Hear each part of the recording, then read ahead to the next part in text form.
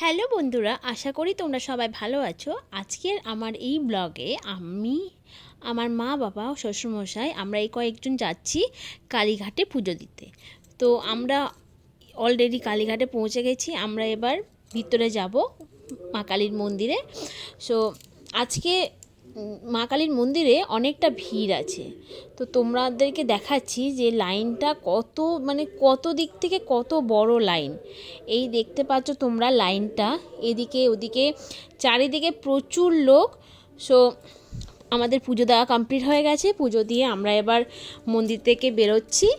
আর বেরিয়ে আমরা এখন কিছু খাওয়ার জন্য আমরা এখন শ্রীহরিতে যাচ্ছি। শ্রীহরিতে আমরা এখন গিয়ে কচুরি খাবো।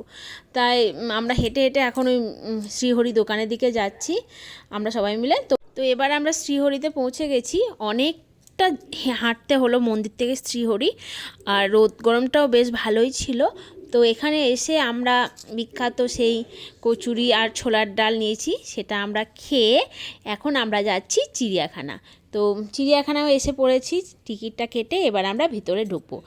আর আসলে এখন গরম, বর্ষাকাল, তো গরম, প্রচণ্ড গরম, সাথে আবার সাথে সাথেই না আবার হঠাৎ করে বৃষ্টি পড়লো। তো বাট তাও ওয়েদারটা কিছুই ঠান্ডা হয়নি, গরম ভালোই ছিল। তো আমরা একে একে এবার সব দেখতে শুরু করলাম। তো চলো তোমরাও দেখো।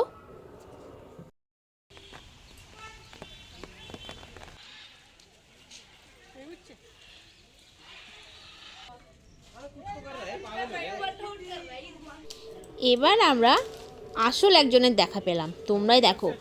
দেখে যা ভয় লাগছিল কাঁচের এপার থেকে, তাও ভীষণই ভয় লাগছিল। সো আমরা একে একে সবই দেখছিলাম, কিন্তু লাস্ট অবধি আর ভালো লাগছিল না, আসলে এত গরম লাগছিল। তো মা, বাবা, দুই বাবা একটু গেছিলো দেখতে। তো আমি আর মা ভাবলাম যে আর যাবো না, কারণ প্রচণ্ড গরম লাগছিল, বৃষ্টি পড়েছে, সাথে ওয়েদারটা পুরো এমন একটা হয়ে গেছে, আর ভালোই লাগছিল না কিছু। সো আমরা মোটামুটি একটু দেখে আমরা এবার যাচ্ছি বাড়িতে। তো এদিক ওদিকে আরও যা যা দেখতে পাচ্ছিলাম সেগুলো একটু ক্যাপচার করছিলাম। আমরা বেরিয়ে যাচ্ছি এখান থেকে, চিড়িয়াখানা থেকে। আর একটা জিনিস তোমরা দেখো, যেহেতু এখন বর্ষাকাল, সবুজ পাতাও হচ্ছে, সো চিড়িয়াখানাটা দেখতে খুব সুন্দর লাগছিল। সো এখন আমরা বাড়ির দিকে যাচ্ছি। আর আমার ব্লগটা এখানেই শেষ করছি। আবার দেখা হবে তোমাদের নেক্সট ব্লগে। টাটা।